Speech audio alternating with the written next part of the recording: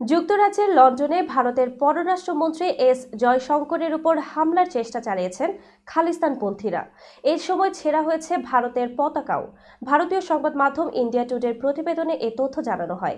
এতে বলা হয়, লন্ডনের চ্যাথাম হাউসের সামনে হামলাকারীরা জয়শঙ্করের গাড়ির কাছে চলে যান। সেই সময় ছিঁড়ে ফেলা হয় ভারতের পতাকাও। সামাজিক যোগাযোগ মাধ্যম এক্সে পোস্ট হওয়া একটি ভিডিওতে দেখা যাচ্ছে, চ্যাথাম হাউসে জয়শঙ্করের বৈঠক চলাকালীনই বাইরে জোরে জোরে ভারত বিরোধী স্লোগান দিতে থাকেন খালিস্তানপন্থীরা। 6 দিনের সফরে গত 4 মার্চ লন্ডন যান জয়শঙ্কর। ভারত ও যুক্তরাজ্যের দ্বিপাক্ষিক বাণিজ্যিক সম্পর্ক জোরালো করার ক্ষেত্রে এই সফর অত্যন্ত গুরুত্বপূর্ণ বলে মন্তব্য করেছেন ব্রিটেনের পররাষ্ট্রমন্ত্রী ডেভিড ল্যামি। 1947 সালে দেশভাগের পর ভারত থেকে আলাদা হয়ে শিখদের জন্য স্বাধীন রাষ্ট্র প্রতিষ্ঠার আন্দোলনের ডাক দিয়েছিলেন একদল শিখ। এরই নাম খালিস্তান আন্দোলন। ভারতের পাঞ্জাব প্রদেশে গত শতকের 80-র দশকে এই আন্দোলন চূড়ান্ত পর্যায়ে ছিল। সহিংস হামলায় নিহত হন হাজারো মানুষ। সামরিক বাহিনীর বিশেষ অভিযানের পর এই আন্দোলন স্তিমিত হয়ে যায়।